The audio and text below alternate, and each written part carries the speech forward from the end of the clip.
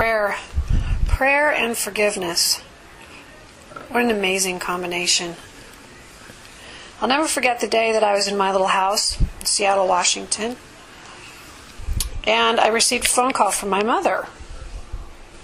And my mother said, I have a letter here that came to our house, and there's somebody that's looking for you. And I opened the letter because I wasn't sure who it was from, and I think you should read it. And I said, wow, college. College was not a great time for me. This is obviously BC, and was a really, really hard time. It was a dark time, of course. I drank a lot. I did not graduate from college. I was there probably 6 years, maybe 5. I partied all the time. And so anything from college did not feel that great, but, someone wrote me a letter. And my mom also kept my letters. There were letters from a person that I had dated that was a little scary and brought a lot of damage into my family's house. And so my mom would shield me from phone calls or letters, things like that from this man. And I had moved on, and God had given me an amazing family, an amazing life, and a husband. And so my mom wasn't going to give me anything. But she was moved by this letter, and so she thought, okay. Well, the letter came, and I opened it, and it was from a woman that lived by me when I had this little apartment that my dad had rented for me.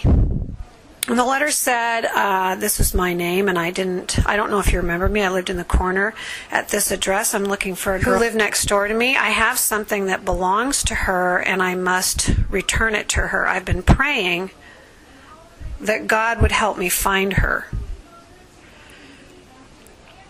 And I sat with that for a long time, because I'll tell you right now, that address where we lived was not a good time for me at all. My father had rented me this Murphy bed apartment at the back of this old Victorian house. I went to school in Ellensburg, Washington, and it was kind of an old Victorian town. And so there were these huge Victorian homes that people had converted into like 9 and 10 apartments in there, and we all shared maybe a bathroom in the hallway.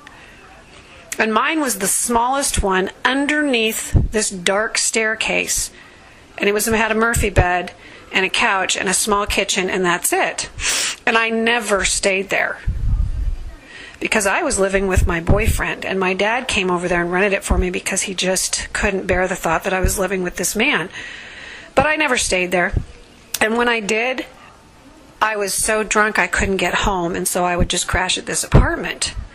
Well, I knew exactly who this girl was, because when I would come home in the morning from a late night, I would see her in the window of the Victorian house reading her Bible. She had the apartment in the front of the house with the porch that had the beautiful bay window, and she had all white lace curtains. And I would see her there with her little lamp, and then I would occasionally run into her with my head down trying to get to the back of the house as she was going out to school. I don't think I ever talked to her, and if I did, I don't remember. But she had wrote to me this letter and said that she had something for me. So I called her. There's a phone number on the letter. I called her. And I said, yes, I lived at that apartment. And I'm cringing, thinking, oh my goodness. And she said, well, I don't know if you remember me. I lived in the corner there. And I said, yes, I do. And she said, I was raised a Christian. I never smoked. I never drank. I never went to the parties you went to. I graduated in 4 years. I read my Bible. I've never really done anything wrong, except that I stole something from you. And I thought, you stole something from me? What could I have that you would want? Well, she said she wandered down the hall one day. She said you would leave for 2 weeks at a time. Your door would be just left open. And one day I went in there. And I looked around and I found this roll of silver coins in the bottom of a box, and I took them. And by the time I had the courage to give them back to you, because I felt so bad, you were gone. You'd packed up and you were gone. You never came back. And she said, I've been praying for 12 years to find you again, and I only knew your first name." Well, I was floored. I didn't know what to say. I said, "Go on. How did you find me?" Well, she said that she had prayed, and one day she was up in her attic. She had stayed in Ellensburg, actually, or near Ellensburg, where she moved with her family, and she'd been up in her attic.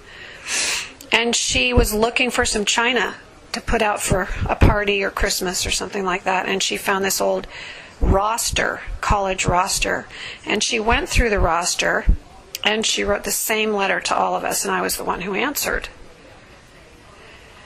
Well, when she told me what it was, a roll of silver coins, I vaguely remembered the silver coins my father had given me.